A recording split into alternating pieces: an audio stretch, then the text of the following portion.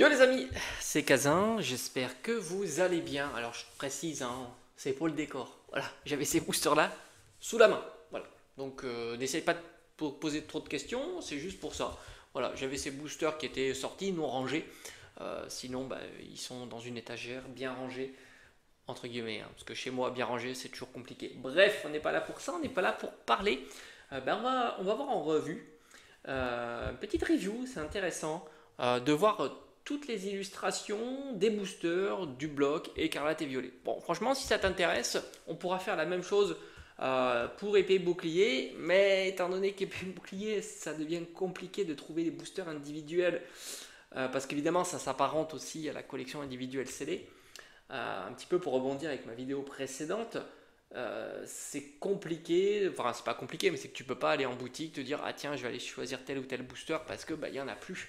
Franchement, si tu trouves du Star étincelante ou n'importe quel booster épée bouclier, bah tu seras plutôt chanceux. Voilà, parce que alors peut-être du tempête argenté et encore même EV en boutique, ça commence à être compliqué, mais tu as des petites combines pour trouver encore du EV et j'ai envie de dire pratique, ouais, l'intégralité de EV. Allez, on commence par EV1, donc on appelle aussi série de base. Donc EV1, on retrouve 4 illustrations. Myrédon, Corédon, Léviator en version Terra cristallisée. Alors évidemment, il y aura beaucoup de Terra cristallisée sur tout un tas de séries. Et les 3 starters. Bon, franchement, j'aime bien les illustrations de cette série-là. Je te donne évidemment mes petites impressions. Après, tu en feras ce que tu voudras. Les 4 illustrations sont intéressantes. Il n'y en a pas une je trouve, qui ne se distingue plus par rapport aux autres. Myrédon, Corédon, bon, bah, c'est les Pokémon d'écarlate et violet. Le Léviator, ça aurait pu être sympa, mais il est en version Terra cristallisée, même s'il a une bonne petite popularité sur ce format-là.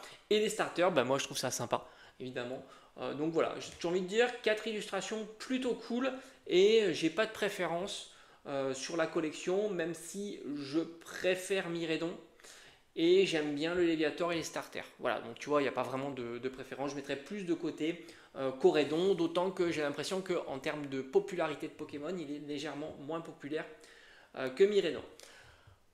Niveau dispo, j'ai envie de dire en boutique, j'en ai plus vu depuis un moment. Et bon, il faut aller chez les indépendants. Et je pense que tu peux trouver au prix standard, 6 euros pour du EV1. Booster vraiment classique comme ça. Après, il y a des boosters type Lidl, tout ça, c'est un petit peu plus compliqué. Booster EV2, on est sur Évolution Apaldea. Alors là, franchement, je trouve que c'est un petit peu ce qu'ils mettent en avant certains Pokémon de ce qu'il y a à l'intérieur de la série. C'est pour ça que c'est compliqué pour moi. On a Dinglu, je crois que c'est Mascarade, Flamigator, Palmaval et Baojan. Alors moi, j'ai envie de te dire, je pense pour l'instant, en l'état des lieux, Baojan a l'air plus populaire que les 4 autres. Il y a quand même 5 illustrations, c'est beaucoup, c'est marrant, t'entends il en mettre 4, t'entends il en mettre 5, suivant par rapport à ce qu'il y a à l'intérieur de la série, hein, certainement. Moi j'irais plutôt sur du Baojan comparativement aux 4 autres. Voilà. Palmaval a l'air plutôt peu populaire. Miascarade plutôt un peu plus populaire que les deux autres, que Flamigator. Et je mettrais Dinglu, Palmaval peut-être en bas.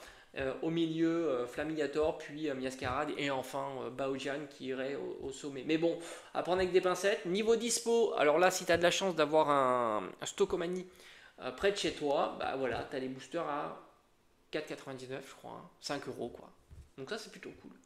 V2, moi j'en ai plus revu en boutique. Voilà, bah moi en boutique, sortie de. Qu'est-ce qu'on a EV5, EV6 et peut-être un petit peu de V4. Ça devient compliqué par chez moi. EV3, EV2 et EV1, j'en vois plus évidemment. On va parler que des boosters qu'on peut trouver en CD, parce que ça s'apparente évidemment à la collection en CD. EV3 Flamme Obsidienne, bon, moi je pense que c'est une série qui va à un certain moment bouger. Même si bon, certains pensent que non parce que les cartes sont pas populaires, mais j'ai envie de dire, c'est pour moi la collection en CD, c'est une collection en particulier qui s'apparente pas à la série qu'il y a à l'intérieur, parce que ce qui est logique, hein, quand tu collectionnes CD, tu ouvres pas. Bah oui, c'est le but. Hein. Collection scellée. Voilà. Donc au final, oui, c'est mieux. Il n'y a pas de souci hein, quand les cartes sont bien à l'intérieur. Même si, bon, V3, c'est pas mauvais. Hein, t'as full Dracofeu, donc c'est jamais mauvais. Mais tu t'aperçois que la collection en scellé a son marché à elle qui ne repose pas toujours sur le prix des cartes. Et les cartes qu'il y a à l'intérieur dans une série, on peut avoir plein d'exemples sans aucune difficulté. Donc je pense pas que cette série-là sera peu recherchée. Moi je pense que oui, parce que justement cette fois-ci on a un très beau hard set.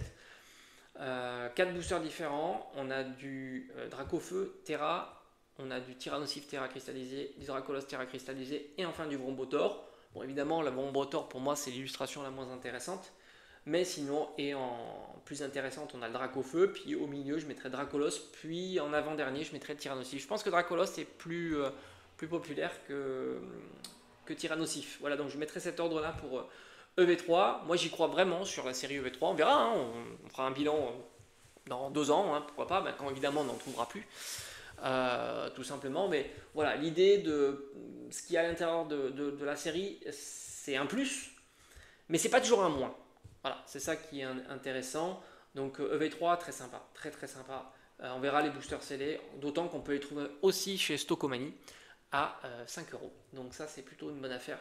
Évidemment, déjà c'est 1 euro hein, grosso modo en dessous du prix standard des boosters et c'est plutôt pas mal. Five Paradox, très belle série. Alors franchement, ces séries-là sont vraiment bien. Elles pâtissent plutôt d'une mauvaise réputation à cause du taux de drop assez difficile des SAR et uniquement des SAR. Ça qui est marrant, parce qu'au final, tous les autres taux de drop ne bougent pas. C'est-à-dire que les full art, les X, les dresseurs, enfin tout ce que tu veux, les AR, ça bouge pas. Mais il n'y a que la SAR qui bouge et tout de suite on dit ah c'est catastrophique. Mais il n'y a qu'un paramètre qui a bougé, pas 10, et dont le paramètre drop très peu. C'est-à-dire que dans le poids de tes ouvertures, la SAR elle compte déjà quasiment pas. Donc bouger un paramètre qui bouge quasi, enfin qui intervient pas trop dans ton taux de drop, c'est assez marrant de penser qu'elle drop mal alors qu'au final elle drop quasiment de la même manière que les autres.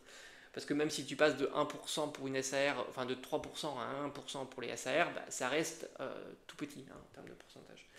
Bref, on n'est pas là pour ça. On a quoi? Rugilune, Karmadura, Garde de Fer, Karchakrok Terra. Alors moi, j'aime beaucoup le Karchakrok Terra cristallisé. C'est mon petit coup de cœur. D'ailleurs, je n'ai quasiment que des Karchakrok Terra cristallisés. Comme quoi, tu vois, je ne me focalise pas que sur la valeur ou l'hypothétique valeur de certaines choses, puisque Karchakrok Terra cristallisé, je ne pense pas que ce soit l'illustration la plus populaire, et on ira plutôt volontiers sur un Rugilune, que l'on voit d'ailleurs en SAR, c'est la carte qui a le mieux fonctionné sur cette série-là. Donc dans l'ordre, je mettrai Rugilune, Karchakrok Terra cristallisé, Garde de Fer, je pense que là il peut y avoir Fight, et en dernier, Karmadura. Voilà, je pense que ça serait à peu près ça. EV5, force. Alors, Faille Paradoxe, tu peux en trouver évidemment. EV5, force temporelle. Bon, c'est très sympa aussi. Moi j'aime bien parce que j'aime beaucoup Irfoudre, voilà, c'est comme ça. J'aime bien Irfoudre. Là aussi, mauvaise réputation, taux de drop un peu compliqué sur les SAR essentiellement.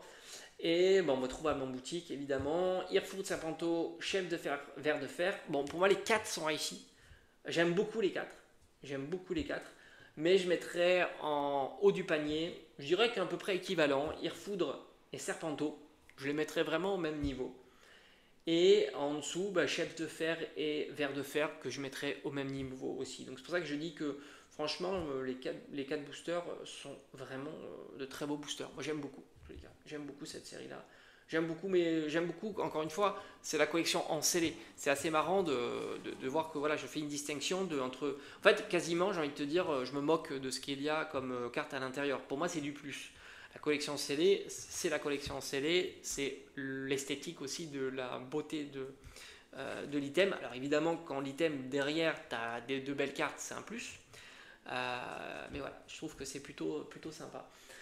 EV6, Mascarade crépusculaire. Mais là, c'est la déception, évidemment. Je suis pas du tout fan des illustrations de booster. On a du Ogerpon en terra cristallisé, du Lanceurien terra cristallisé, c'est pas foufou. Le Ursa King Lune Vermeille et le Effroyable, je crois que c'est ça. Donc là, j'ai envie de te dire, elles sont toutes claquées au sol.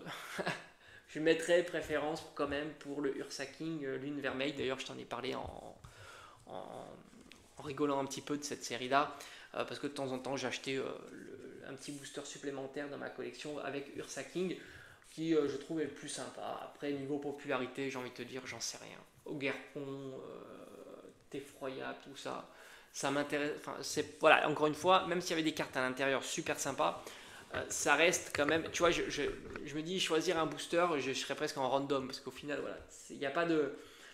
Pour moi, il n'y a pas de. Voilà, c'est pas une série très jolie en CD. Et il y a des belles cartes à l'intérieur en plus. Hein. C'est vrai on critique souvent Mascarade Crépusculaire, mais au final, quand tu t'aperçois, en fait, il y a des belles cartes à l'intérieur, puisque tu as l'Amphinobi par exemple qui est très populaire. Tu as le Evoli en arrière qui est magnifique. Puis tu as des arrières sympas. Enfin voilà, c'est une belle série quand même. EV7 qui est ici. Couronne stellaire. Regarde. Couronne stellaire. J'aime bien, hein, j'aime bien aussi. Alors c'est full terra cristallisé, c'est vraiment là tu comprends, c'est la série terra cristallisée, c'est la série du moment, donc trouvable évidemment facilement, 5-6 euros certainement. Tu peux faire peut-être des bonnes affaires, hein, tu as des coupons, des machins comme ça. C'est vrai qu'en ce moment par exemple Fnac, King Jouet Club propose des bons d'achat pour différentes tranches, 50 euros, 50, 60 euros, etc. etc. Ça casse le prix hein, du booster évidemment, hein, donc ça c'est cool.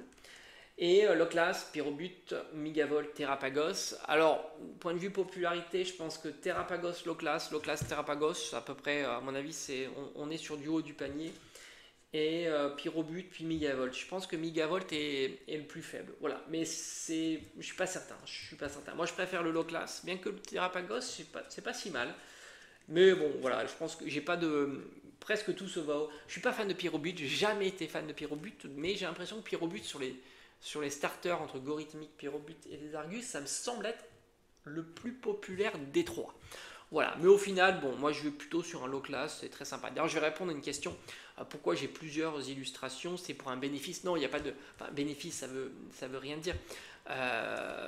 Si je voulais du bénéfice, j'aurais commandé une PS5 30 ans édition limitée. J'avais eu l'occasion de le faire chez Micromania parce que je suis client premium. Je ne l'ai pas fait, voilà. Donc c'est pas la question. J'aime bien le scellé. D'ailleurs, je collectionnais le scellé quand ça valait rien, hein, 2015, 2016, 2017, j'en avais beaucoup dans la collection et il n'y avait pas de bénéfice. Et j'ai jamais vendu, j'ai fait peut-être une fois, vendre un coffret en vide-grenier et un booster. Donc tu vois, je veux dire, c'est à la marge, comme on dit, mais évidemment, je préfère voir ma collection dont la valeur augmente. Le pire, c'est quand la valeur diminue, parce qu'au final, tu sais que tu aurais pu avoir la même collection pour moins cher, ou alors une plus belle collection pour le même prix. Donc évidemment, je suis content quand ça monte et que j'ai l'item, évidemment. Mais au final, non, c'est pas... L'objectif, il n'est pas là. L'objectif, c'est de se faire plaisir. Et si j'ai plusieurs boosters, parce que j'aime bien collectionner plusieurs boosters, c'est comme ça. J'aime bien, comme j'aime bien avoir plusieurs cartes identiques, ça me dérange pas. Ça fait partie de ma manière de collectionner. Après, chacun collectionne. Il y en a qui font un item de chaque, mais qui veulent tous les items. C'est pas mon cas. Je trouve que les coffrets, en tous les cas, prennent trop de place. J'ai jamais été fan des displays. Donc, tu vois, là, c'est pareil. Si je voulais un bénéfice, j'irais plutôt aussi sur les ETB et les displays. J'ai jamais été fan ni des ETB un petit peu. Et surtout des displays, j'ai jamais été spécialement fan des displays. Donc voilà, j'ai un peu orienté. J'étais plutôt coffret moi, mais vu que coffret ça prend beaucoup de place. Et surtout, ce qui est dérangeant avec les coffrets, c'est que tu en as tous les formats. Du coup, si tu ranges ça, tu en as qui dépassent, il y en a qui dépassent pas. Enfin, après, c'est le bric-à-brac. Alors que ETB, booster scellé individuel, c'est plus facile à ranger aussi. Et aussi tout ce qui est bundle. Donc c'est pour ça que j'ai aussi orienté gain de place, etc. Principalement booster scellé individuel, bundle et ETB de temps en temps, mais vraiment de temps en temps, parce que malheureusement il y a beaucoup de place perdue dans une ETB, c'est assez vide au final ce qu'il y a à l'intérieur, ce qui est dommage. Il devrait changer un jour, un peu comme les Build and Battle, c'est déjà plus compact. Voilà tout. Bon bref, j'ai terminé, une petite review. Alors si ça t'intéresse, peut-être qu'on fera pour épée et bouclier. Mais la difficulté de épée et bouclier, c'est que j'ai envie de dire, ce qui est intéressant, c'est de voir ce que tu peux encore trouver. Maintenant, épée et bouclier, c'est fini. Tu peux plus rien, tu peux plus trouver quoi. C'est assez marrant. Et écarlate et violet, je suis persuadé que ça va faire pareil. On va voir les débuts de blocs qui vont commencer à disparaître. Et puis, comme d'habitude, début de blocs qui vont commencer à disparaître, et ben, il y aura de la demande sur les blocs disparus. C'est tout le temps comme ça. Il n'y a pas de logique que ça s'arrête. Et d'ailleurs, on le voit, hein, les fins de blocs épée bouclier commencent à monter. Et je ne serais pas étonné de voir qu'en plus on va continuer à avancer. En plus, on va mettre la loupe, le projecteur sur les nouvelles séries, hein. On attend EV8 qui sera populaire, on attend Team Rocket, beaucoup attendent beaucoup de cette série-là. Et du coup, on va un petit peu éclipser toutes ces séries qui vont être déstockées. Voilà, c'est logique. Donc évidemment, bah, si tu as l'occasion d'avoir n'importe quelle série à petit prix, hein, 3-4 euros le booster, bah, voilà, ça sera le moment, ça sera le point bas, comme on dit. Et puis même si tu iras plus bas, parce qu'en fait les promos, t'es jamais à l'abri qu'une boutique décide de déstocker assez violemment telle ou telle série, même si on sait que maintenant, enfin les boutiques le savent, qu'elles n'ont plus besoin d'appliquer un pourcentage très agressif pour faire partie du Pokémon, ne serait-ce un 50%, ça suffit largement, hein, ils l'ont vu, ils l'ont déjà utilisé. Donc voilà, mais 50% c'est déjà énorme, hein, sur un booster. Derrière, alors entre 3 et 4 euros, je pense que c'est vraiment top. Et n'importe quelle série, hein, même Mascarade Crépusculaire, il y aura de la demande pour ceux qui veulent compléter leur série, compléter leur set, avoir l'art set de toutes les séries. Ou voilà, je pense que le booster c'est l'individuel, vraiment celui-ci, hein, pas le booster loose, hein, ça c'est vraiment une cata. C'est vraiment l'item qui sera le plus convoité à chaque fois sur les séries. Et voilà. Bon, bref, on se dit à bientôt.